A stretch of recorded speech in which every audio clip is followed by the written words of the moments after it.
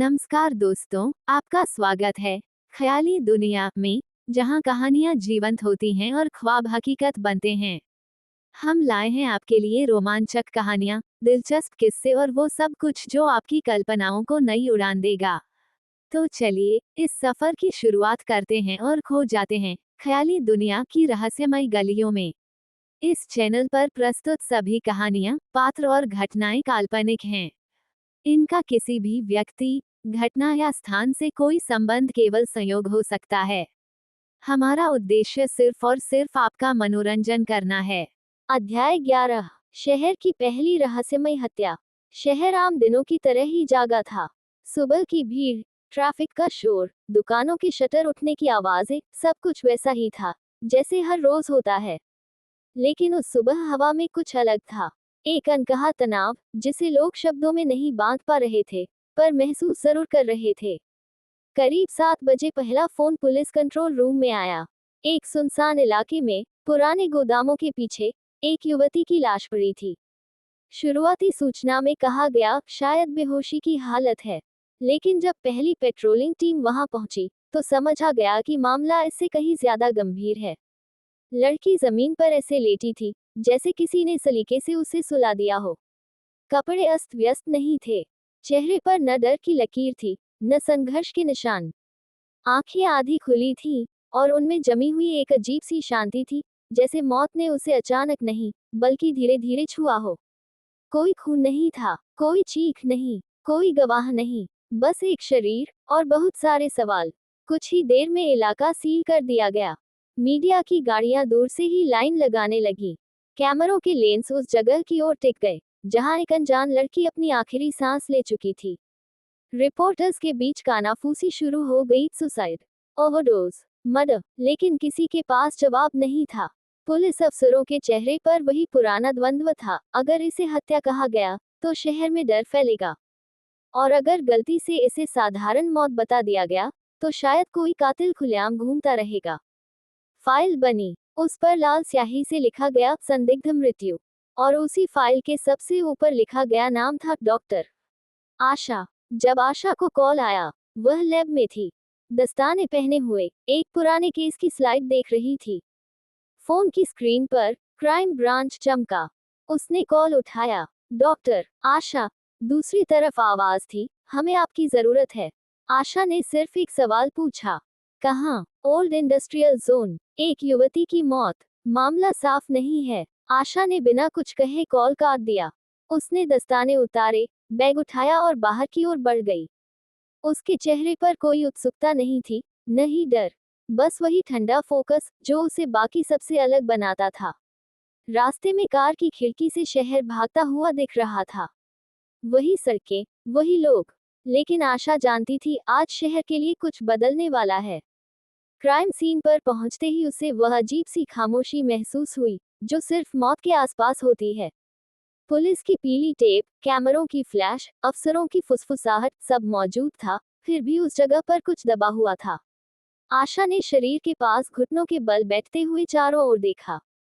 उसने किसी से सवाल नहीं किया, किसी आदेश का इंतजार नहीं किया, बस देखती रही। लड़की की उम्र शायद 25 के आसपास रही होगी। चेहरा शांत, जैसे सो रही हो। गर्दन पर कोई निशान नहीं, कलाई पर न कट, न खरोंच। नाखून साफ, कपड़ों पर मिट्टी नहीं, मतलब गिरने या घसीटे जाने का कोई संकेत नहीं। आशा की आंखें संकरी हो गईं। उसने हल्के से लड़की की पलकों को देखा, फिर होठों को, फिर उंगलियों के पोरों को। कुछ गड़बड़ है, उसने मन ही मन कहा। पास खड़ा सब इंस्पेक्टर बोला, मैडम, हमें तो कोई साफ हिंसा का निशान नहीं दिख रहा। आशा ने उसकी ओर देखा। हिंसा हमेशा दिखती नहीं है, उसने कहा। कभी कभी वह शरीर के भीतर होती है। उसने उठकर चारों ओर नजर दौड़ाई। जमीन पर कोई संघर्ष नहीं था। आसपास के गोदाम बंद थे। कोई सीसीटीवी सीधा उस जगह की ओर नहीं था। बहुत साफ, बहुत ज्यादा साफ, और यही बात उसे परेशान कर रही थी। बॉडी को मॉर्चरी भेजिए, आशा ने कहा, और कोई भी इसे दुर्घटना या ओवरडोज मत लिखिए। लेकिन मैडम, मैंने कहा। आशा की आवाज में अब कोई बहस की गुंजाइश नहीं थी। शरीर को स्ट्रेचर पर रखा गया। सफेद चादर जब चेहरे पर आई, तो आशा की नजर एक पल के लिए ठहर गई। उसे लगा जैसे लड़की कुछ कहना चाहती थी, जैसे उसके शरीर ने बहुत कुछ सहा हो, बिना चीखे, बिना लड़े। मॉर्चरी की ठंडी रोशनी में जब वह शरीर फिर से उसके सामने था, तब आशा पूरी तरह शांत थी। यही उसका इलाका था, जहां भावनाएं पीछे छूट जाती थीं और सिर्फ सच बचता था। उसने पोस्टमार्टम शुरू किया। हर कट सटीक था, हर निरीक्षण गहरा, और जैसे जैसे समय बीतता गया, उसकी भौहें और सख्त होती गईं। क्योंकि जो उसे दिख रहा था, वह किसी साधारण मौत की कहानी नहीं सुना रहा था। शरीर के भीतर कुछ ऐसा था, जिसे बाहर से कोई नहीं देख सकता था। यह मौत स्वाभाविक नहीं थी, और यह पहली नहीं थी, ये तो बस शुरुआत थी। आशा ने गहरी सांस ली। कहीं न कहीं कोई था जो बहुत सफाई से खेल रहा था, जो जानता था कि कैसे मारना है, बिना शोर मचाए। और आशा को ये भी एहसास हो गया था, ये केस उसे चैन से नहीं बैठने देगा। योजक चिन्ह, योजक चिन्ह, योजक चिन्ह। सवाल आगे की कहानी के लिए। क्या ये सच में शहर की पहली सीरियल किलिंग है, या कोई पुराना पैटर्न अब उभर रहा है? कातिल ने इतनी सफाई से हत्या क्यों की, और वह क्या साबित करना चाहता है? और सबसे अहम, क्या ये सब सिर्फ एक केस है, या आशा को जानबूझकर इस खेल में खींचा जा रहा है? अध्याय 12। आशा को पोस्टमार्टम की जिम्मेदारी। मॉर्चरी का दरवाजा बंद होते ही बाहरी दुनिया मानो कहीं पीछे छूट गई। यहाँ समय अलग तरह से बहता था, धीमा, ठंडा और बेरहम। सफेद ट्यूबलाइट की रोशनी में सब कुछ एक सा दिखता था। दीवारें, फर्श, स्टील की ट्रॉलियां, सब कुछ। यहाँ भावनाओं के लिए कोई जगह नहीं थी। यहाँ सिर्फ सच था, और वह भी अक्सर ऐसा, जिसे देखने की हिम्मत हर किसी में नहीं होती। आशा ने दस्ताने पहने और मास्क ठीक किया। सामने स्टील की मेज पर वह युवती लेटी थी, शांत, स्थिर, बिल्कुल वैसी ही जैसी क्राइम सीन पर दिखी थी। फर्क सिर्फ इतना था कि अब उसके चारों ओर कोई शोर नहीं था। कोई कैमरा नहीं, कोई पुलिस अफसर नहीं, सिर्फ वह और मौत। आशा ने एक पल के लिए आंखें बंद की। उसे अपने पहले जीवन का एक क्षण याद आया, वही ठंडी टेबल, वही सफेद रोशनी, और वही एहसास कि सच कितना अकेला होता है। तब वह भावुक थी। तब उसे लगता था कि हर मौत एक कहानी सुनाती है, जिसे बस ध्यान से सुनना होता है। अब वह जानती थी कि कुछ कहानियां फुसफुसाती नहीं हैं। वे चुप रहती हैं, और उन्हें समझने के लिए दिल नहीं, दिमाग चाहिए। उसने आंखें खोलीं। सबसे पहले उसने चेहरे का निरीक्षण किया। कोई सूजन नहीं, होठों का रंग असामान्य रूप से फीका था, लेकिन नीला नहीं। आंखों की पुतलियां फैली हुई थीं, पर डर के संकेत नहीं थे। यह अचानक आए मौत नहीं थी। आशा ने गर्दन को ध्यान से देखा। त्वचा पर कोई निशान नहीं, न उंगलियों के दबाव, न रस्सी के रेशे, न ही किसी धारदार वस्तु का कट। पहली नजर में ये गला घोंटना नहीं था। उसने कलाई पकड़ी। नाड़ी के पास हल्की सी सूक्ष्म रेखा थी, इतनी हल्की कि आम नजर उसे नजरअंदाज कर दे। लेकिन आशा आम नहीं थी। उसने मैग्नीफाइंग ग्लास उठाया। वह रेखा सुई की थी। इंजेक्शन, आशा ने मन ही मन कहा, लेकिन तुरंत सिर हिला दिया। अगर यह इंजेक्शन होता, तो आसपास ऊतक में प्रतिक्रिया होती, हल्की लालिमा, सूजन। यहाँ कुछ नहीं था। ये बहुत सटीक था, बहुत साफ। उसने शरीर को धीरे से पलटा। पीठ पर कोई चोट नहीं, न ही रीढ़ की हड्डी के आसपास कोई दबाव। मतलब हत्या जोर से नहीं की गई थी। यह एक नियंत्रित मौत थी। आशा ने पेट के हिस्से को देखा। हल्का सा फैलाव था, जो सामान्य पोस्टमार्टम गैस से ज्यादा लग रहा था। उसने चीरा लगाया, हर कट सोच समझकर, हर हरकत में गणना। जैसे जैसे वह अंदर बढ़ती गई, उसके चेहरे की सख्ती बढ़ती गई। आंतों में एक अजीब सी गंध थी, तेज नहीं, पर सामान्य भी नहीं।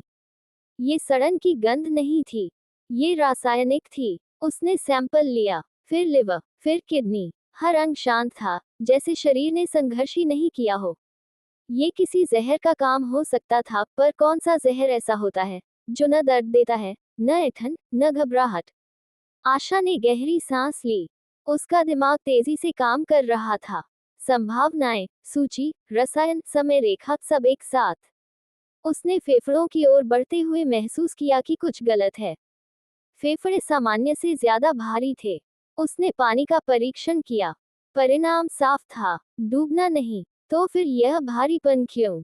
उसने दिल निकाला। वहीं उसकी उंगलियां एक पल को ठहर गईं। दिल की मांसपेशियों पर हल्का सा तनाव था, जैसे किसी ने दिल को अचानक काम करना बंद करने का आदेश दिया हो। ये हार्ट अटैक नहीं था। ये रोका गया था। आशा की आंखों में पहली बार चमक आई। न्यूरोटॉक्सिन, उसने बुदबुदाया। लेकिन कौन सा? इतना परिष्कृत जहर, जो न तुरंत मारता है, न लक्षण छोड़ता है, जो शरीर को शांति से बंद कर देता है, जैसे किसी ने स्विच ऑफ कर दिया हो। यह आम अपराधी का काम नहीं था। ये किसी ऐसे व्यक्ति का काम था, जो शरीर को समझता था, या फिर किसी ऐसे का, जिसने बहुत ध्यान से सीखा था। आशा ने घड़ी की ओर देखा। मौत का समय, जो पुलिस ने अनुमान लगाया था, गलत था। बहुत गलत। उसने शरीर के तापमान, आंतरिक रासायनिक बदलाव और ऊतकों की स्थिति को मिलाया। मौत कम से कम 6 घंटे पहले हो चुकी थी, जितना पुलिस मान रही थी।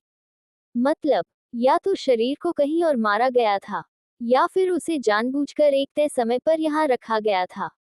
आशा को अपने पीछे हल्की सी हलचल महसूस हुई। उसने मुड़कर देखा, एक जूनियर टेक्नीशियन खड़ा था। मैडम, सब ठीक है? उसने पूछा। आशा ने उसकी ओर देखा। हाँ, उसने कहा, और नहीं भी। उसने दस्ताने उतारते हुए रिपोर्ट लिखनी शुरू की। शब्द सधे हुए थे, कोई भाव नहीं, सिर्फ तथ्य। लेकिन आखिरी लाइन लिखते समय उसकी उंगलियां एक पल को रुकी।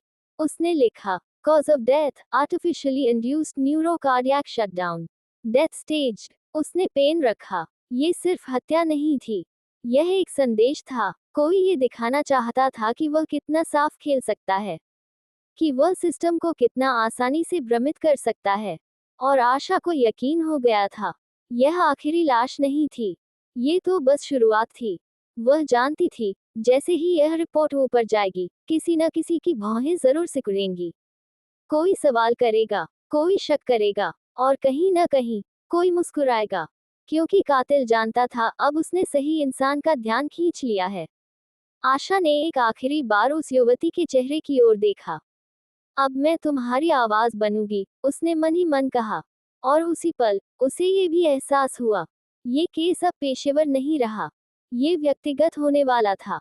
योजक चिन्ह, योजक चिन्ह, योजक चिन्ह। सवाल आगे की कहानी के लिए, इतना परिष्कृत जहर आखिर किसी आम लड़की के लिए क्यों इस्तेमाल किया गया? क्या कातिल का अगला निशाना भी उतना ही शांत होगा, या अब वह और साहसी बनेगा? और सबसे डरावना सवाल, क्या ये सब सिर्फ शहर के लिए है, या खास तौर पर आशा के लिए रचा गया खेल है? अध्याय 13। फाइल का कवर मोटा नहीं था, लेकिन उसका वजन ऋत्विक की उंगलियों पर असामान्य रूप से भारी लग रहा था। काले रंग की उस फाइल पर सफेद अक्षरों में लिखा था, पोस्टमार्टम रिपोर्ट, केस 147/23। नीचे कोष्ठक में एक नाम था जिसने अनायास ही उसकी नजर रोक ली, डॉक्टर आशा शर्मा। ऋत्विक ने कुर्सी की पीठ से टिकते हुए कमरे में नजर घुमाई। पुलिस मुख्यालय की तीसरी मंजिल पर उसका केबिन रात में कुछ ज्यादा ही खामोश हो जाता था। बाहर शहर जाग रहा था, सायरन, हॉर्न और न जाने कितनी अनकही कहानियों के शोर के साथ, लेकिन इस कमरे में सिर्फ टेबल लैंप की पीली रोशनी और उसकी अपनी सांसों की आवाज थी। वह इस केस को अब तक एक असुविधाजनक मौत मान रहा था।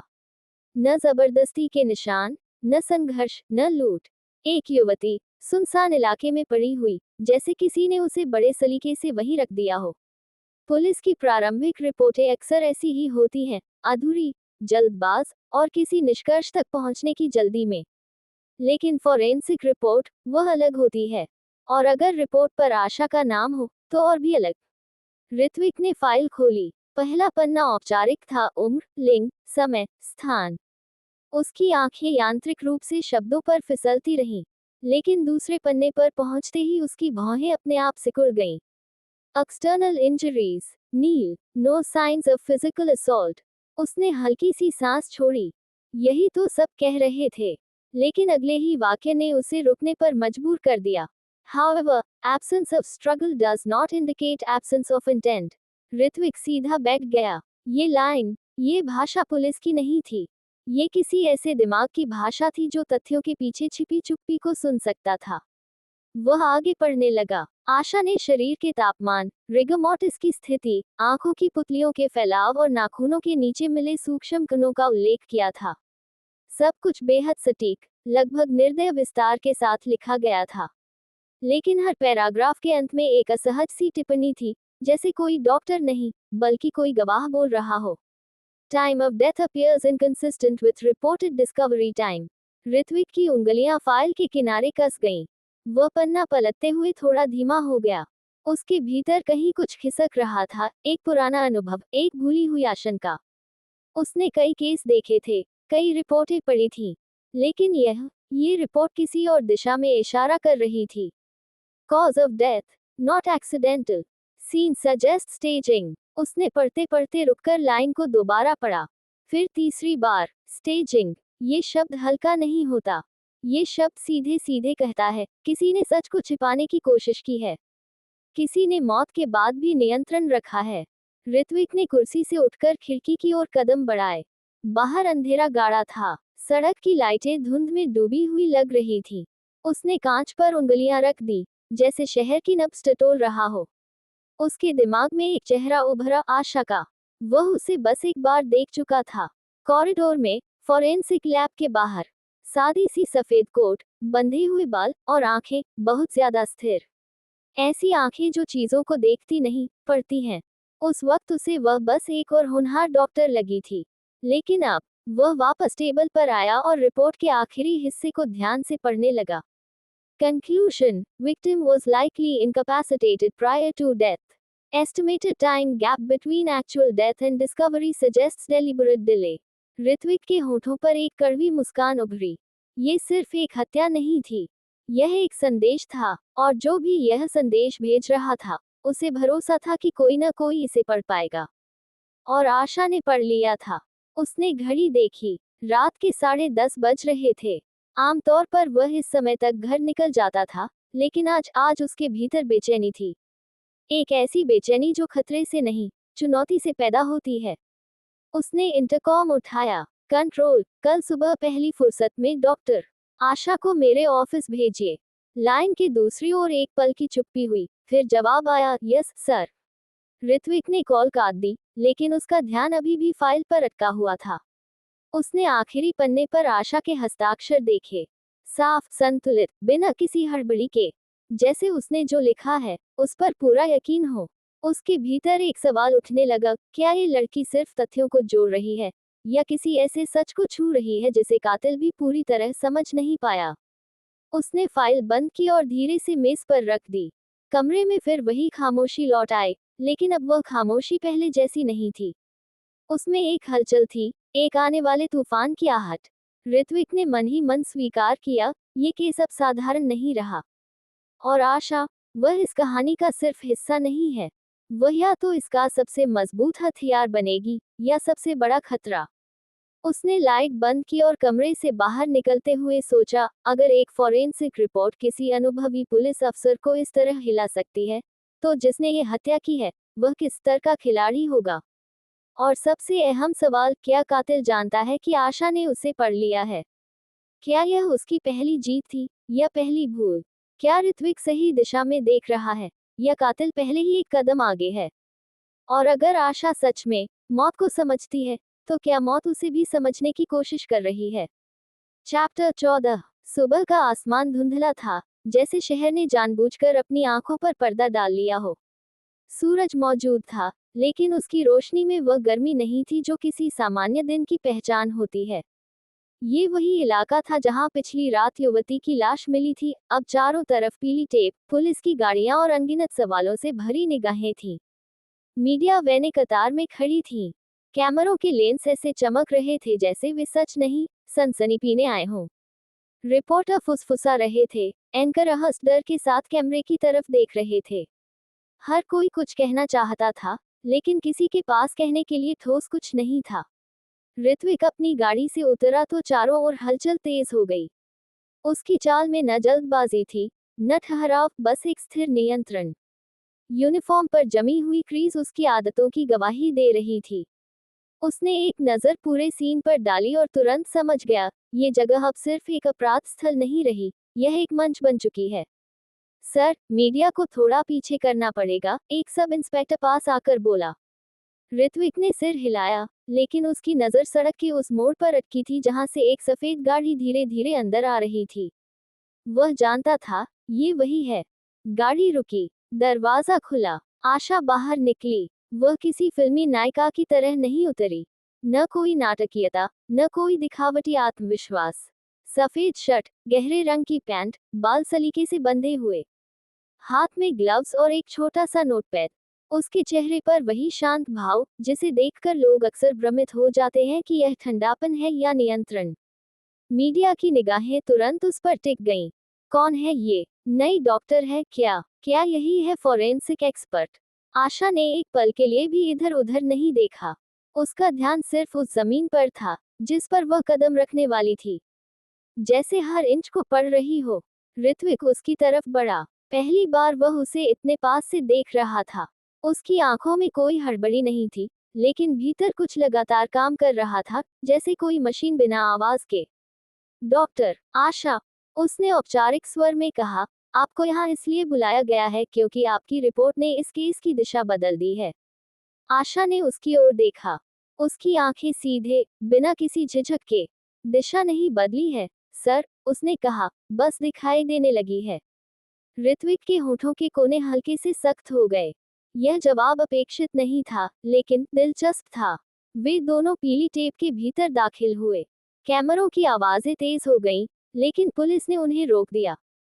भीतर का माहौल बाहर से अलग था। यहाँ हवा भी भारी थी, जैसे वह जानती हो कि यहाँ क्या हुआ है। आशा घुटनों के बल बैठी।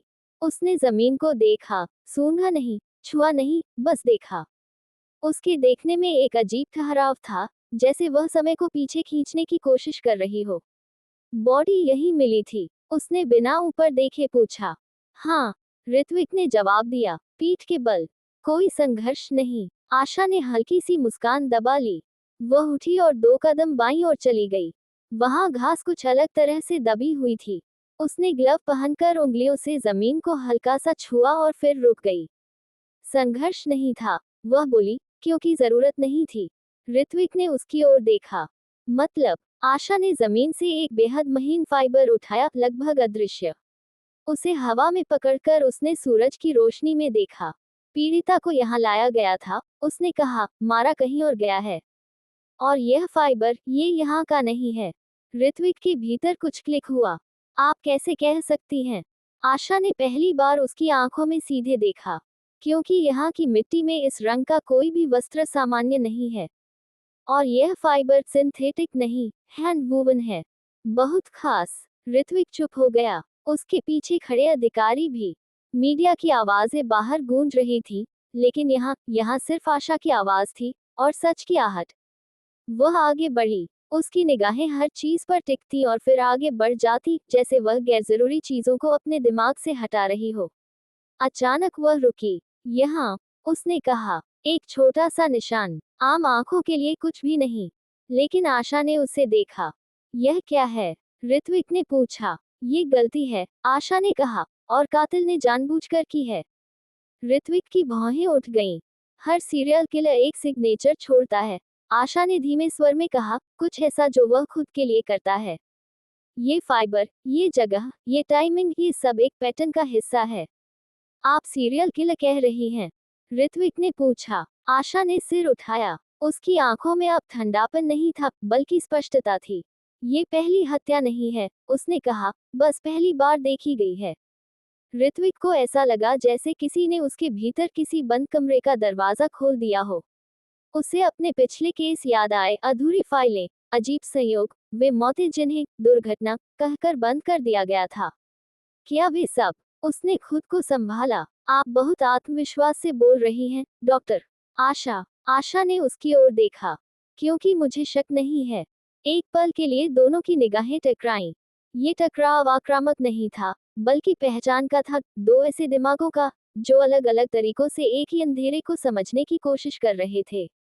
ऋत्विक ने पहली बार महसूस किया, ये लड़की सिर्फ मददगार नहीं है, ये चुनौती है, और शायद जरूरत भी। वे सीन से बाहर निकले तो मीडिया फिर सक्रिय हो गई। सवालों की बौछार शुरू हो गई, लेकिन ऋत्विक ने किसी को जवाब नहीं दिया। उसने आशा की ओर देखा। आपकी सुरक्षा अब मेरी जिम्मेदारी है, उसने कहा। आशा ने हल्की सी हैरानी से उसकी ओर देखा। क्यों? क्योंकि अगर आप सही हैं, ऋत्विक ने कहा, तो कातिल भी जानता है कि आप उसे पढ़ सकती हैं। आशा ने कुछ नहीं कहा, बस इतना बोली, तो फिर वह मुझे देख भी रहा होगा। उस वाक्य के साथ हवा और भारी हो गई। क्या सच में ये सिर्फ एक हत्या थी, या किसी लंबे खेल की शुरुआत?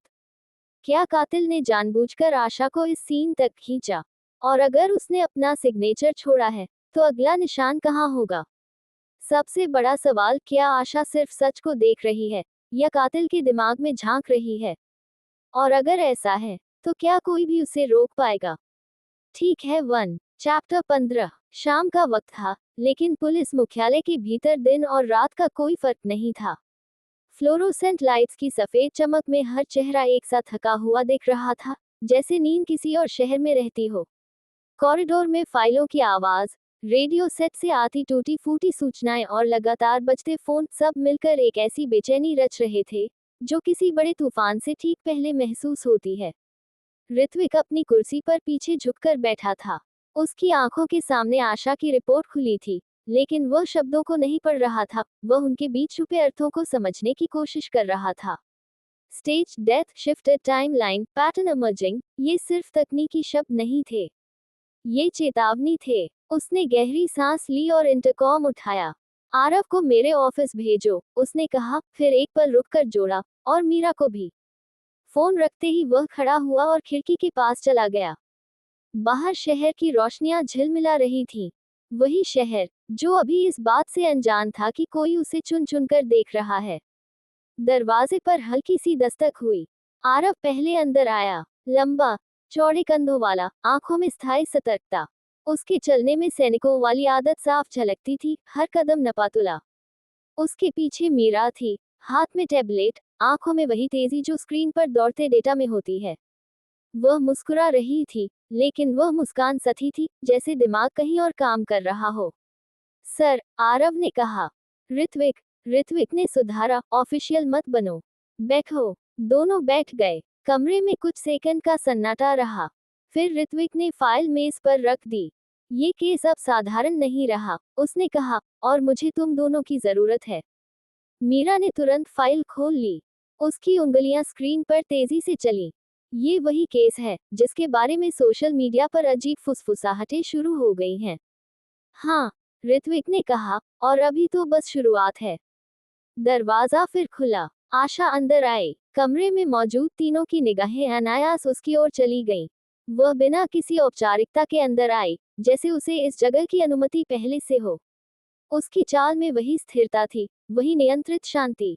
मीरा ने उसे देखते ही हल्की मुस्कान के साथ कहा, आखिर मिल ही गए, डॉक्टर। आशा ने एक पल के लिए उसे देखा, फिर सिर हिलाया। मीरा, उसने कहा, और तुम आरव हो। आरव की भौहें हल्की सी उठी। तुम मुझे जानती हो, तुम्हारे ऑपरेशन रिपोर्ट्स पढ़े हैं। आशा ने कहा, तुम जोखिम लेने से पहले 3 बार सोचते हो। आरव हल्का सा मुस्कुरा दिया। और तुम, मौत के बाद सोचती हो। ऋत्विक ने दोनों को देखा। ये पहली बार था जब उसे लगा कि कमरे में मौजूद हर व्यक्ति एक ही भाषा बोलता है, तर्क की भाषा। ठीक है, ऋत्विक ने कहा, सीधे मुद्दे पर आते हैं। ये केस अब आधिकारिक तौर पर एक संभावित सीरियल किलिंग पैटर्न में जा रहा है। मीरा की उंगलियां रुक गईं। पोटेंशियल, आशा ने शांत स्वर में कहा, कंफर्म्ड। मीरा ने उसकी ओर देखा। तुम्हें इतना यकीन कैसे है? आशा ने कुर्सी खींचकर बैठते हुए कहा, क्योंकि कातिल ने गलती नहीं की है। उसने संदेश छोड़ा है। कौन सा संदेश? आरव ने पूछा। ये कि वह देखा जाना चाहता है, आशा ने जवाब दिया, लेकिन पकड़ा नहीं जाना। कमरे में सन्नाटा छा गया। ऋत्विक ने आगे झुकते हुए कहा, डॉक्टर, आशा का मानना है कि पहली हत्या सिर्फ ट्रायल थी। और अगली? मीरा ने पूछा। आशा ने खिड़की की ओर देखा। बाहर अंधेरा गहरा हो रहा था। अगली ज्यादा साफ होगी, उसने कहा, ज्यादा बोल्ड। मीरा ने तुरंत अपना टैबलेट उठाया।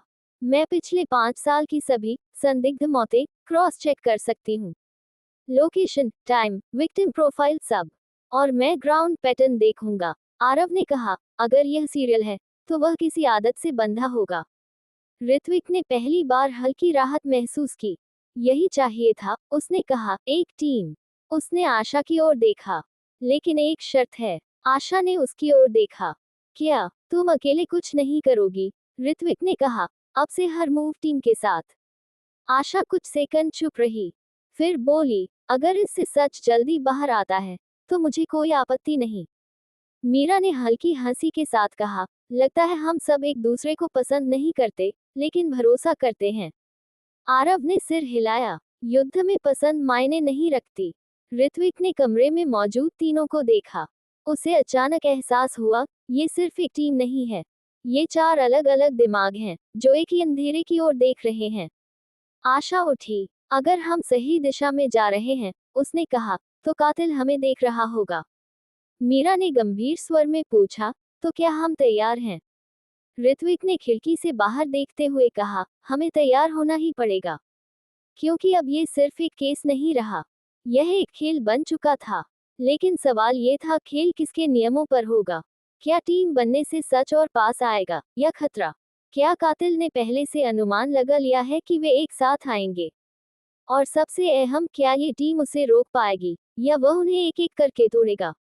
और अगर अगली चाल कातिल की है, तो क्या वे उसे पढ़ पाएंगे, या सिर्फ उसका पीछा करते रह जाएंगे? चैप्टर 16। रात शहर पर उतर चुकी थी, लेकिन ये साधारण रात नहीं थी। पुलिस अपार्टमेंट की इमारत बाहर से उतनी ही शांत लग रही थी, जितनी भीतर से असहज। पीली स्ट्रीट लाइट्स की रोशनी में दीवारें लंबी परछाइयां बना रही थी, जैसे कोई हर कोने में छुपा बैठा हो। आशा अपनी कार से उतरी तो उसे पहली बार एहसास हुआ कि दिन भर की थकान उसके शरीर से ज्यादा उसके दिमाग में जमा हो गई है। दिन भर पोस्टमार्टम रिपोर्ट्स, टीम मीटिंग और अधूरी कड़ियों के बीच बीत गया था। आरव और मीरा के साथ बनी नई टीम ने उसे यह भरोसा दिया था कि अब वह अकेली नहीं है, लेकिन इसी भरोसे के साथ एक नई जिम्मेदारी भी आ गई थी, खुद को सुरक्षित रखने की। वह इमारत के भीतर दाखिल हुई। रिसेप्शन पर तैनात गार्ड ने सिर हिलाकर अभिवादन किया। सब कुछ सामान्य था, बहुत सामान्य, और यही बात उसे खटक रही थी। लिफ्ट के सामने खड़े होते ही उसने अनायास शीशे में खुद को देखा। वही शांत चेहरा, वही संयमित आंखें, लेकिन आज उनमें एक अतिरिक्त सजगता थी। लिफ्ट का दरवाजा खुला, वह भीतर गई और अपना फ्लो दबाया। दरवाजा बंद होते ही मशीन की हल्की सी आवाज गूंजने लगी। तभी उसे महसूस हुआ, कोई और भी था। नजरें अपने आप शीशे पर टिक गईं। पहले तो उसे लगा कि यह महज थकान का भ्रम है, लेकिन फिर लिफ्ट के शीशे में, उसके ठीक पीछे, किसी साए की हल्की सी परछाई हिली। उसकी सांस एक पल के लिए रुक गई। आशा ने तुरंत मुड़कर देखा। लिफ्ट खाली थी। उसका दिल तेज नहीं धड़का, नहीं उसने चीखने का कोई विचार किया। वह बस कुछ सेकंड स्थिर खड़ी रही, जैसे अपने ही दिमाग को परख रही हो। फिर उसने धीरे से आंखें बंद की और एक गहरी सांस ली। पैनिक नहीं, उसने खुद से कहा, डर गलती करवाता है। लिफ्ट उसके फ्लो पर रुकी। दरवाजा खुला। कॉरिडोर में हल्की सी रोशनी थी, लेकिन सन्नाटा इतना घना कि अपने कदमों की आवाज भी अजनबी लग रही थी। वह बाहर निकली और अपने अपार्टमेंट की ओर बढ़ने लगी। हर दरवाजा बंद था, हर खिड़की अंधेरी। ये जगह सुरक्षित मानी जाती थी, पुलिस अधिकारियों और फॉरेंसिक स्टाफ के लिए। लेकिन आज ये सुरक्षा उसे सिर्फ कागजी लग रही थी। अपने दरवाजे के सामने रुकते ही उसने फिर वही एहसास किया, जैसे कोई उसकी पीठ पर निगाहें टिकाए खड़ा हो। चाबी घुमाते वक्त उसका हाथ एक पल को रुका। फिर उसने खुद को संभाला और दरवाजा खोलकर भीतर चली गई। अंदर सब कुछ वैसा ही था जैसा उसने छोड़ा था। लाइट्स बंद थीं। उसने स्विच ऑन किया। कमरा रोशनी से भर गया। कोई चीज हिली हुई नहीं थी, कोई निशान नहीं, लेकिन फिर भी कुछ गलत था। आशा ने बैग सोफे पर रखा और सीधे किचन में जाकर एक गिलास पानी पिया।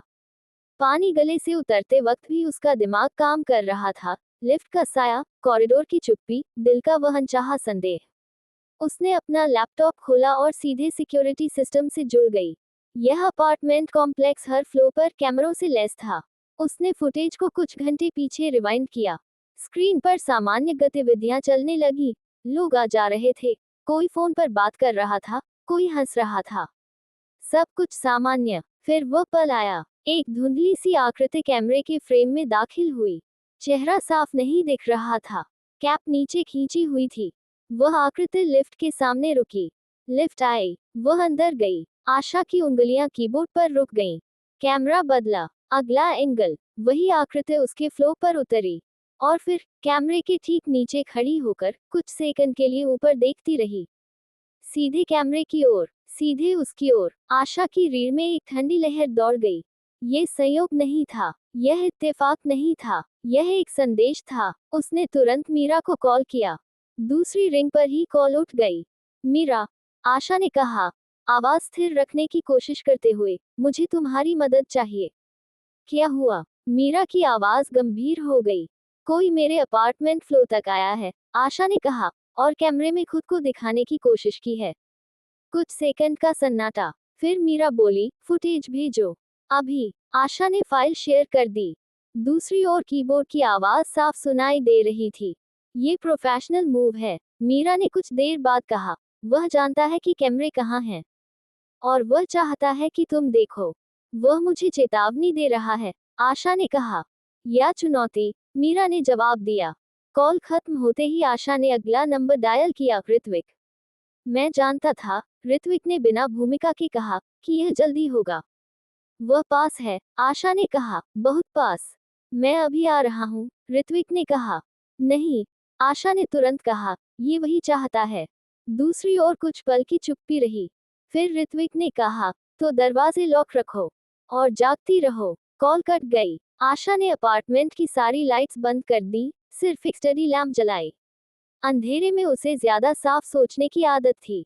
उसने खिड़की के पास जाकर पर्दा थोड़ा सा हटाया। नीचे सड़क खाली थी, लेकिन तभी सड़क के उस पार, एक लैंप पोस्ट के नीचे, किसी की परछाई हिली। दिल इस बार तेज धड़का। वह साया कुछ सेकंड खड़ा रहा, फिर धीरे धीरे पीछे हटा और अंधेरे में गुम हो गया। आशा ने पर्दा वापस खींच लिया। उसका चेहरा शांत था, लेकिन आंखों में एक नई आग जल उठी थी। ये डर नहीं था, ये गुस्सा था, ये चुनौती थी। उसने धीमे स्वर में कहा, अब तुमने खुद को दिखा दिया है। वह अपनी कुर्सी पर बैठी और नोट्स बनाने लगी। समय, मूवमेंट, पैटर्न। कातिल ने पहली बार नियम तोड़ा था। उसने केस से बाहर आकर उसे चुना था, और इसका मतलब सिर्फ एक था। वह अगली शिकार नहीं थी, वह अगली प्रतिद्वंद्वी थी। लेकिन सवाल ये था, क्या ये खेल उसकी शर्तों पर चलेगा, या कातिल की? क्या ये साया सिर्फ निगरानी था, या अगली चाल की तैयारी? और अगर कातिल इतनी नजदीक आ चुका है, तो क्या टीम उसे रोक पाएगी, या वह हर सुरक्षा घेरा तोड़ देगा? और सबसे अहम, क्या ये खतरा सिर्फ बाहर है, या आशा की जिंदगी के किसी और हिस्से में भी छुपा है? अध्याय 17। पहली साझा तलाश। रात का शहर बाहर से शांत था, लेकिन उस शांति के नीचे कुछ सड़ रहा था। सड़कें खाली थी, स्ट्रीट लाइट्स की पीली रोशनी डामर पर बिखरी हुई थी, और हवा में एक अजीब सी नमी थी, जैसे बारिश नहीं, कोई अनकहा डर बरसने वाला हो। पुलिस की गाड़ी बिना सायरन के आगे बढ़ रही थी। भीतर सिर्फ इंजन की हल्की आवाज और दो सांसों की मौजूदगी थी। आशा खिड़की से बाहर देख रही थी। शहर उसके लिए नया नहीं था, लेकिन आज वह उसे अलग दिख रहा था। हर मोड़ पर एक रहस्य, हर अंधेरे कोने में एक संभावना। उसके हाथ गोद में टिके थे, उंगलियां आपस में फंसी हुई, जैसे दिमाग की रफ्तार को थामे रखना चाहती हूँ। ड्राइविंग सीट पर ऋत्विक था। उसकी आंखें सड़क पर थीं, लेकिन दिमाग पूरी तरह वहां नहीं। उसके लिए यह पहली बार था जब वह किसी फॉरेंसिक डॉक्टर को सिर्फ रिपोर्ट तक सीमित न रखकर सीधे फील्ड में साथ ले जा रहा था। और वह भी ऐसी डॉक्टर, जो नियमों से ज्यादा सच पर भरोसा करती थी। कुछ मिनटों तक कार में सन्नाटा पसरा रहा। वह सन्नाटा बोझिल नहीं था, बल्कि जांच की तरह था। दोनों एक दूसरे को बिना देखे पढ़ने की कोशिश कर रहे थे। तुम्हें डर नहीं लगता? ऋत्विक की आवाज ने चुप्पी तोड़ी। वह सामने देखता रहा, जैसे सवाल यूं ही निकल गया हो। आशा ने नजरें नहीं हटाईं। डर, उसने हल्के से दोहराया। डर तब लगता है जब समझ न हो। ऋत्विक ने हल्की सी मुस्कान दबा ली। और तुम्हें सब समझ में आता है? नहीं, आशा ने शांत स्वर में कहा, लेकिन मैं कोशिश करती हूँ। यही फर्क है। कार एक पुराने रिहायशी इलाके में मुड़ी। यहाँ वही जगह थी जहाँ दूसरी लाश मिली थी, वही अपार्टमेंट ब्लॉक, वही पार्किंग एरिया, जहाँ जिंदगी रोज चलती थी और किसी को अंदाजा भी नहीं हुआ कि मौत कितनी शांति से यहाँ आए और चली गई। गाड़ी रुकते ही ऋत्विक ने चारों ओर नजर डाली। यह इलाका क्लीन है, उसने कहा, लेकिन कातिल हमेशा वही लौटता है जहां उसे लगता है कि उसने कुछ छोड़ा है। आशा कार से उतरी। उसकी चाल में न जल्दबाजी थी, न झिझक। वह जगह उसके लिए सिर्फ एक क्राइम सीन नहीं थी, बल्कि एक कहानी थी जिसे पढ़ा जाना बाकी था। तुम हमेशा ऐसे ही देखती हो? ऋत्विक ने पूछा, जब उसने देखा कि आशा जमीन, दीवारों और हवा तक को गौर से परख रही है। मैं देखती नहीं, आशा ने जवाब दिया, मैं सुनती हूँ। हर जगह कुछ न कुछ कहती है। सवाल यह है कि हम सुनना चाहते हैं या नहीं। ऋत्विक कुछ कह नहीं पाया। वह उसे फॉलो करता रहा। पार्किंग एरिया में पहुंचकर आशा अचानक रुक गई। उसने झुककर जमीन को देखा, फिर अपनी टॉर्च की रोशनी एक खास दिशा में घुमाई। यहाँ देखो, उसने कहा। ऋत्विक पास आया। क्या टायर मार्क्स? आशा बोली। साफ नहीं है, लेकिन पैटर्न बता रहा है कि गाड़ी यहाँ ज्यादा देर रुकी नहीं। कातिल ने समय नहीं गंवाया। ये तो पुलिस रिपोर्ट में है, ऋत्विक ने कहा। नहीं, आशा ने सिर हिलाया। रिपोर्ट में लिखा है कि गाड़ी अचानक गई, लेकिन ये पैटर्न कह रहा है कि वह पहले हिचकिचाया, फिर गया। ऋत्विक ने उसे देखा। हिचकिचाया? हाँ, आशा ने कहा। या तो किसी चीज ने उसका ध्यान खींचा, या किसी ने। हवा में ठंडक बढ़ गई। ऋत्विक को पहली बार एहसास हुआ कि यह औरत सिर्फ सबूत नहीं देखती, बल्कि दिमाग की हलचल पकड़ लेती है। वे धीरे धीरे सीढ़ियों की ओर बढ़े। अपार्टमेंट की दीवारें पुरानी थीं, पेंट उखड़ा हुआ, जैसे समय ने इन्हें छोड़ दिया हो। यहाँ वहाँ खिड़कियां बंद थीं। तुम इतनी सटीक कैसे हो? ऋत्विक ने अचानक पूछा। हर चीज पर तुम्हारी नजर ऐसे जाती है जैसे जैसे तुम वहाँ मौजूद रही हो। आशा कुछ पल रुकी, फिर बोली, क्योंकि मैं मौत को समझती हूँ। ऋत्विक ने उसकी ओर देखा। पहली बार उसे लगा कि यह जवाब किसी किताब से नहीं, किसी गहरे जख्म से आया है। मौत झूठ नहीं बोलती, आशा आगे बोली, लोग बोलते हैं, माहौल बोलता है, लेकिन शरीर, वह सिर्फ सच छोड़ता है। सीढ़ियों के मोड़ पर उन्हें एक छोटा सा फ्लैट मिला, जिसका दरवाजा बंद था। यही वह जगह थी जहां पीड़िता आखिरी बार देखी गई थी। ऋत्विक ने दरवाजे की ओर देखा। यहीं से सब शुरू हुआ। आशा ने दरवाजे को नहीं छुआ। वह बस उसके सामने खड़ी रही, आंखें बंद करके, जैसे उस पल को महसूस करने की कोशिश कर रही हो। वह अकेली नहीं थी, आशा ने धीमे से कहा। ऋत्विक चौंका। लेकिन रिपोर्ट गलत नहीं है, आशा ने कहा, अधूरी है।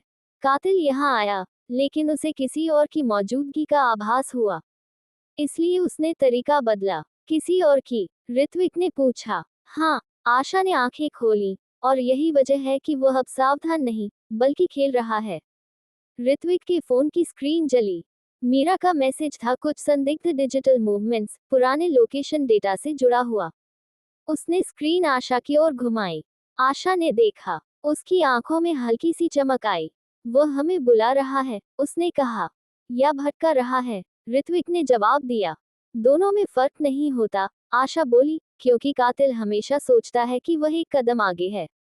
दोनों के बीच एक अजीब सी समझ बन रही थी। न दोस्ती, न भरोसा, बस एक साझा मकसद। वापसी के रास्ते कार में फिर वही सन्नाटा था, लेकिन अब उसमें तनाव के साथ साथ कुछ और भी था, स्वीकृति। आज तुमने मुझे कुछ सिखाया, ऋत्विक ने कहा, बिना उसकी ओर देखे। और आपने मुझे, आशा ने जवाब दिया। कार पुलिस अपार्टमेंट की ओर बढ़ती रही। बाहर शहर वही था, लेकिन भीतर दोनों बदल चुके थे, क्योंकि अब ये केस सिर्फ एक सीरियल किलर का नहीं रहा था। ये दो दिमागों की जंग बन चुका था। लेकिन सवाल ये था, क्या ये साझेदारी टिकेगी, या पहला झटका ही इसे तोड़ देगा? क्या ऋत्विक नियमों के साथ चल पाएगा, जब सच उन्हें तोड़ने को कहेगा? और सबसे अहम, क्या आशा जिस मौत को समझने का दावा करती है, वही मौत उसे भी समझ चुकी है? और अगर कातिल सच में खेल रहा है, तो अगली चाल किसकी होगी? अध्याय 18, करिश्मा की चाल। फोन की घंटी देर रात नहीं, बल्कि उस समय बजी जब आशा खुद को दिन की थकान से उबारने की कोशिश कर रही थी। अपार्टमेंट की खिड़की के बाहर आसमान धूसर था, जैसे बादल भी किसी अनकहे बोझ से दबे हों। टेबल पर फाइलें खुली थीं, लैपटॉप की स्क्रीन पर केस की तस्वीरें जमी हुई थीं, और कमरे में एक अजीब सी खामोशी पसरी थी, वही खामोशी जिसमें सोच सबसे ज्यादा बोलती है। मोबाइल स्क्रीन पर नाम चमका, करिश्मा। आशा की उंगलियां एक पल के लिए रुक गईं। दिल ने कोई उछाल नहीं मारा, नहीं घबराहट हुई, बस एक पुरानी, जानी पहचानी थकान सी महसूस हुई। वह थकान, जो कभी रिश्तों के नाम पर उसके कंधों पर लाद दी गई थी। कॉल उठाने से पहले उसने एक गहरी सांस ली। आशा, उधर से आवाज आई, कांपती हुई, भीगी हुई, बिल्कुल वैसी ही, जैसी हमेशा जरूरत पड़ने पर होती थी।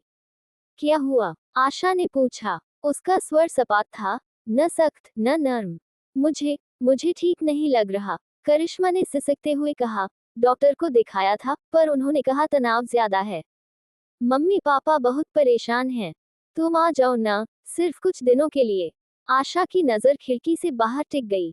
सड़क पर गाड़ियां चल रही थीं, लोग अपनी अपनी जिंदगी में आगे बढ़ रहे थे। किसी को फर्क नहीं पड़ता था कि फोन के इस पार क्या खेल खेला जा रहा है। तुम्हें क्या हुआ है? आशा ने पूछा। कमजोरी, घबराहट, रात को सांस नहीं आती, करिश्मा ने जवाब दिया। फिर एक पल रुककर बोली, शायद तुम्हारी जरूरत है। वही शब्द, वही जाल। आशा के दिमाग में अतीत की परतें खुलने लगी। बचपन, जहां वह हमेशा समझदार थी, जहां उसे सिखाया गया कि रिश्ते निभाने का मतलब है खुद को पीछे रखना। हर बार करिश्मा के आंसू, हर बार परिवार की उम्मीदें, और हर बार आशा का झुक जाना। लेकिन अब डॉक्टर ने क्या कहा? आशा ने शांत स्वर में पूछा। कि फैमिली सपोर्ट चाहिए, करिश्मा ने तुरंत कहा, जैसे ये लाइन पहले से तैयार हो। और तुम तो डॉक्टर हो ही, तुम्हें सब समझ आता है। आशा के होठों पर हल्की सी, बेहद हल्की मुस्कान आई। कितनी आसानी से लोग उसके पेशे को उसके खिलाफ इस्तेमाल कर लेते थे। तुम्हें हॉस्पिटल में एडमिट किया गया है? आशा ने पूछा। करिश्मा हिचकिचाई। नहीं, अभी नहीं, पर हो सकता है। झूठ नया नहीं था। मैं अभी बहुत व्यस्त हूँ, आशा ने कहा। फोन के उस पार सन्नाटा छा गया। फिर आवाज बदली, अब उसमें रोने से ज्यादा शिकायत थी। हमारे लिए तुम हमेशा व्यस्त ही रहती हो, करिश्मा ने कहा। जब तुम्हें जरूरत थी, हम सब थे। अब जब मुझे जरूरत है, तुम। रुको, आशा ने उसे बीच में ही रोक दिया। उसका स्वर अब भी ऊंचा नहीं था, लेकिन उसमें कुछ ऐसा था जिसने करिश्मा को चुप करा दिया। जब मुझे जरूरत थी, आशा ने धीरे धीरे कहा, तब मुझे बताया गया कि मैं ज्यादा सोचती हूँ, ज्यादा महसूस करती हूँ, और मुझे एडजस्ट करना चाहिए। फोन के उस पार सांसों की आवाज साफ सुनाई देने लगी। ये वही एडजस्टमेंट है? आशा ने पूछा, या फिर वही पुराना खेल? तुम बहुत बदल गई हो, करिश्मा ने झुंझला कर कहा। पहले ऐसी नहीं थी। आशा ने आंखें बंद कर ली। हाँ, वह बदल गई थी। और यही बात सबसे ज्यादा चुभ रही थी। हाँ, उसने कहा, मैं बदल गई हूँ। तो तुम नहीं आओगी? करिश्मा की आवाज में अब नाराजगी थी। नहीं, आशा ने साफ कहा। मम्मी पापा को क्या जवाब दूं? करिश्मा ने आखिरी कोशिश की। जो सच है, आशा ने कहा, कि मैं अब अपनी जिंदगी से भागकर किसी और की भूमिका निभाने नहीं आ सकती। फोन कट हो गया। आशा ने मोबाइल टेबल पर रख दिया। कुछ पल वह वहीं बैठी रही, बिना हिले। दिल तेज नहीं धड़क रहा था, आंखों में पानी नहीं था। बस एक अजीब सा खालीपन था, जैसे किसी भारी चीज को उतार दिया गया हो। लेकिन खालीपन के साथ साथ एक डर भी था, क्योंकि वह जानती थी करिश्मा आसानी से हार मानने वालों में से नहीं है। उसी पल दरवाजे पर हल्की सी दस्तक हुई। आशा चौंकी, घड़ी की ओर देखा, काफी देर हो चुकी थी। उसने दरवाजे की ओर बढ़ते हुए पीपहोल से झांका। बाहर कोई नहीं था। वह पीछे हटी ही थी कि फोन पर एक मैसेज आया। तुमने सही किया, अननोन नंबर। आशा की आंखें सिकुड़ गईं। ये संयोग नहीं था। उसने तुरंत नंबर चेक किया, कोई पहचान नहीं। मैसेज का समय ठीक उसी पल, जब कॉल कटी थी। उसके दिमाग में एक सवाल उभरा, क्या कोई उसकी निजी जिंदगी पर भी नजर रख रहा है? उसने बालकनी की ओर कदम बढ़ाए। बाहर अंधेरा घना था, लेकिन नीचे सड़क पर सब कुछ सामान्य दिख रहा था। फिर भी उसे ऐसा लगा, जैसे किसी ने अभी अभी नजरें हटाई हों। आशा ने दरवाजा बंद किया, लॉक लगाया और दीवार से टिककर खड़ी हो गई। ये सिर्फ करिश्मा का ड्रामा नहीं था, ये दबाव था, ध्यान भटकाने की कोशिश। और वह जानती थी कातिल को यही चाहिए। उसने लैपटॉप खोला और केस फाइल्स फिर से देखने लगी। जैसे जैसे तस्वीरें सामने आती गईं, उसका दिमाग साफ होता गया। काम ही उसका एंकर था, लेकिन भीतर कहीं एक सवाल गूंज रहा था। क्या करिश्मा सिर्फ भावनात्मक ब्लैकमेल कर रही है, या वह भी किसी खेल का हिस्सा है? क्या ये कॉल सिर्फ संयोग थी, या किसी ने जानबूझकर उसके जख्म को रेदे? और सबसे खतरनाक सवाल, क्या आशा का अतीत ही वह दरवाजा है, जिससे कातिल उसे तोड़ने की कोशिश करेगा? क्योंकि अगर दुश्मन तुम्हारे केस को नहीं, तुम्हें समझने लगे, तो अगली लड़ाई सबूतों की नहीं, हिम्मत की होती है। और क्या आशा उस लड़ाई के लिए पूरी तरह तैयार है? अध्याय 19। आशा का ठंडा जवाब। फोन कट होने के बाद भी कमरे में करिश्मा की आवाज गूंजती रही, जैसे दीवारों ने उसे सोख लिया हो और अब वह हर कोने से लौट लौट कर आ रही हो। आशा कुछ देर तक वहीं खड़ी रही, मोबाइल हाथ में थामे। स्क्रीन बुझ चुकी थी, लेकिन उंगलियों में अब भी उस कॉल की ठंडक बाकी थी। वह खिड़की के पास गई। बाहर रात उतर चुकी थी। स्ट्रीट लाइट्स की पीली रोशनी सड़क पर बिखर रही थी, और दूर कहीं किसी गाड़ी का हॉर्न सुनाई दे रहा था। शहर अपनी ही रफ्तार में जी रहा था, बेपरवाह, जैसे किसी एक इंसान के भीतर क्या टूट रहा है, इससे उसे कोई सरोकार नहीं। आशा ने कांच पर अपनी परछाई देखी। चेहरा वही था, लेकिन आंखें नहीं। उनमें अब वह पुरानी नमी नहीं थी। न कोई उम्मीद, न कोई शिकायत, सिर्फ एक ठंडा, साफ फैसला। मोबाइल फिर से बजा। इस बार नाम था माँ। आशा ने आंखें बंद कर लीं।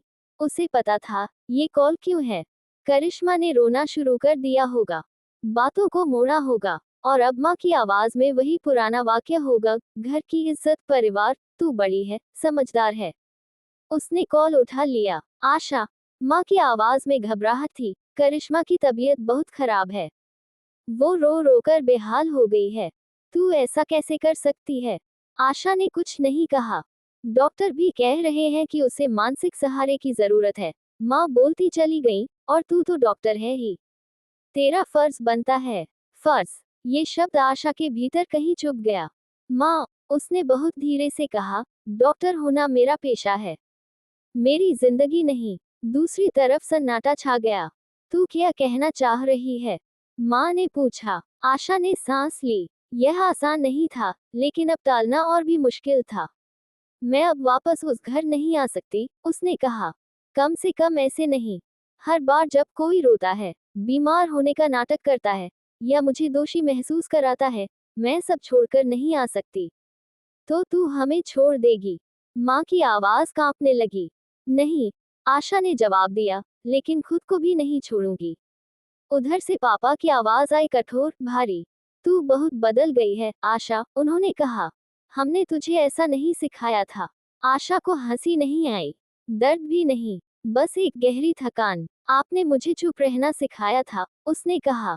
सहन करना, समझौता करना, लेकिन आपने कभी यह नहीं सिखाया कि जब कोई बार बार मुझे तोड़े, तो मुझे क्या करना चाहिए। फोन के उस पार कोई जवाब नहीं था। मैं किसी से लड़ना नहीं चाहती, आशा ने कहा, लेकिन अब खुद से लड़ना भी बंद कर चुकी हूँ। करिश्मा तेरी बहन है, माँ ने आखिरी कोशिश की, और मैं उसकी ढाल नहीं हूँ, आशा ने शांत स्वर में कहा। नहीं उसकी जिम्मेदारी। ये वाक्य कहते ही, जैसे उसके भीतर वर्षों से जमा कोई बोझ अचानक गिर पड़ा हो। अब मैं आपकी आशा नहीं हूँ, उसने आगे कहा। मैं हूँ। फोन कट गया। आशा ने मोबाइल नीचे रख दिया। हाथ हल्के से कांप रहे थे, लेकिन दिल नहीं। पहली बार ऐसा लगा जैसे उसने कोई अपराध नहीं किया, बल्कि खुद को बचाया है। वह कुर्सी पर बैठ गई। आंखें बंद करते ही यादें आने लगी, करिश्मा का बचपन से आगे रहना, हर बात में ध्यान का केंद्र बनना, और आशा का हमेशा पीछे रह जाना। हर बार जब आशा को कुछ चाहिए होता, कोई न कोई बड़ा मुद्दा आ जाता, और आशा चुप हो जाती। लेकिन अब दरवाजे पर अचानक दस्तक हुई। आशा चौकन्नी हो गई। ये दूसरी बार था जब रात में ऐसा हुआ था। उसने बिना आवाज किए दरवाजे तक जाकर पीपहोल से देखा। बाहर ऋत्विक खड़ा था। आशा ने तुरंत दरवाजा खोला। सब ठीक है? ऋत्विक ने पूछा। उसकी आंखें सीधी आशा के चेहरे पर थी, जैसे कुछ असामान्य महसूस कर रहा हो। हाँ, आशा ने कहा, या शायद नहीं, लेकिन संभाल लूंगी। ऋत्विक ने भीतर कदम रखा। उसने कमरे पर एक नजर डाली, खुली फाइलें, लैपटॉप, और आशा का चेहरा, जो शांत तो था, लेकिन भीतर किसी तूफान के गुजर जाने के बाद जैसा लग रहा था। करिश्मा, उसने अनुमान लगाया। आशा ने सिर हिलाया। वो तुम्हें केस से हटाना चाहती है, ऋत्विक ने सीधा कहा। या कम से कम तुम्हें कमजोर। आशा ने उसकी ओर देखा। तुम्हें कैसे पता? कातिल ऐसे ही काम करता है, ऋत्विक ने कहा। पहले दिमाग पर वार, परिवार, डर, गिल्ट सब इस्तेमाल करता है। आशा की आंखों में एक पल के लिए चमक आई। तो वह मुझे समझने लगा है। या तुम्हारे आसपास के लोगों को, ऋत्विक ने जवाब दिया। कमरे में कुछ पल चुप्पी रही। तुम डर रही हो? ऋत्विक ने पूछा। आशा ने सिर उठाया। उसकी आंखें सीधी थीं। नहीं, पहली बार नहीं। ऋत्विक ने हल्की मुस्कान दी। अच्छा है। वह दरवाजे की ओर बढ़ा, फिर रुका। और एक बात, जो भी फैसला तुमने लिया है वह सही है या गलत, लेकिन वह तुम्हारा है और यही सबसे जरूरी है। आशा ने कुछ नहीं कहा, लेकिन उसके भीतर कहीं कुछ और मजबूत हो गया। रात गहरी होती चली गई। ऋत्विक के जाने के बाद आशा फिर से अकेली थी, लेकिन यह अकेलापन वैसा नहीं था। इसमें डर नहीं था, इसमें स्पष्टता थी। उसने मोबाइल उठाया। अननोन नंबर से एक और मैसेज आया था। अब तुम सच में अकेली हो? आशा ने स्क्रीन को देखा, फिर धीरे से लिखा, नहीं, अब मैं खुद के साथ हूँ। उसने मैसेज भेज दिया, और पहली बार उसे लगा, अगर कातिल ये सोच रहा है कि उसने आशा को तोड़ दिया है, तो शायद वह सबसे बड़ी गलती कर रहा है। क्योंकि जो स्त्री अपने ही घर की भावनात्मक जेल से निकल चुकी हो, उसे डराने के लिए अब क्या बचता है? लेकिन सवाल अभी भी वही थे। क्या करिश्मा सच में सिर्फ बहन है, या किसी बड़ी चाल का हिस्सा? क्या कातिल सिर्फ आशा पर नजर रख रहा है, या उसके रिश्तों को हथियार बना रहा है? और सबसे अहम, जब आशा ने खुद को चुन लिया है, तो अगला निशाना क्या होगा? उसका पेशा, उसका दिल, या उसकी जान? क्योंकि इस खेल में अब सिर्फ अपराधी नहीं बदले हैं, आशा भी बदल चुकी है। अध्याय 20। रात की रहस्यमयी निगाहें। रात असामान्य रूप से शांत थी। इतनी शांत कि आशा को अपने दिल की धड़कनें सुनाई दे रही थी। खिड़की के बाहर सड़क लगभग खाली थी।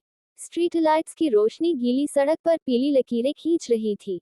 कहीं कहीं कोई आवारा कुत्ता सुस्त चाल से गुजर जाता, और फिर सन्नाटा वापस फैल जाता। ये वही शहर था जो दिन में शोर करता था, लेकिन रात में अपने सारे रहस्य छिपा लेता था। आशा अपनी कुर्सी पर बैठी थी। लैपटॉप खुला था, फाइलें स्क्रीन पर फैली हुई थीं, लेकिन उसकी आंखें शब्द नहीं पढ़ रही थीं। उसका ध्यान बार बार खिड़की की ओर जा रहा था, जैसे कोई अनदेखी निगाह वहां से उसे देख रही हो। उसे पता नहीं क्यों, लेकिन आज उसे अपने अपार्टमेंट की दीवारें भी अलग लग रही थी, जैसे वे जरा सी पास खिसक आई हों।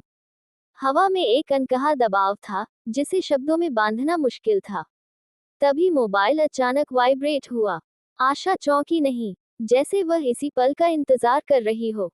उसने मोबाइल उठाया। Unknown number. स्क्रीन पर उभरे शब्द छोटे थे, लेकिन उनका असर तेज था। तुम मुझे देख सकती हो, पर पहचान नहीं पाओगी। आशा की उंगलियां कुछ पल के लिए स्थिर हो गईं। यह कोई साधारण धमकी नहीं थी। इसमें जल्दबाजी नहीं थी, न ही हिंसा की सीधी घोषणा। यह एक आत्मविश्वास भरा वाक्य था, जैसे लिखने वाला जानता हो कि वह कहाँ खड़ा है। आशा ने स्क्रीन को ध्यान से देखा, मानो शब्दों के पीछे छिपे व्यक्ति को पढ़ना चाहती हो। उसका दिल तेज नहीं धड़का, उसकी सांसें नहीं बिगड़ी। इसके बजाय उसके भीतर कुछ ठंडा सा फैल गया, एक फोरेंसिक सटीकता, एक पेशेवर दूरी। तुम बहुत नजदीक हो, उसने धीमे से कहा, खुद से। वह उठी और खिड़की के पास गई। पर्दा थोड़ा सा हटाया। बाहर कुछ भी असामान्य नहीं था। फिर भी उसे ऐसा लगा जैसे किसी ने ठीक उसी पल अपना चेहरा मोड़ लिया हो। क्या ये वही साया है जो कैमरा फुटेज में दिखा था, या ये सिर्फ उसके दिमाग का खेल है? उसने तुरंत लैपटॉप पर अपार्टमेंट के सीसीटीवी कैमरों की फीड खोली। स्क्रीन पर अलग अलग एंगल्स से फुटेज चल रही थी। पार्किंग, लिफ्ट, कॉरिडोर, सब सामान्य। लेकिन तभी तीसरे कैमरे में फ्लो के कॉरिडोर के आखिरी सिरे पर कुछ सेकंड के लिए एक आकृति दिखी। धुंधली, आधी अंधेरे में, और फिर गायब। आशा की आंखें सिकुड़ गईं। ये वही था, चाल वही, समय वही। उसने तुरंत फोन उठाया और ऋत्विक को कॉल किया। वो यहाँ है, आशा ने बिना भूमिका के कहा। दूसरी तरफ एक पल की चुप्पी, फिर ऋत्विक की आवाज सतर्क और सधी हुई। क्या तुम पक्की हो? हाँ, आशा ने कहा।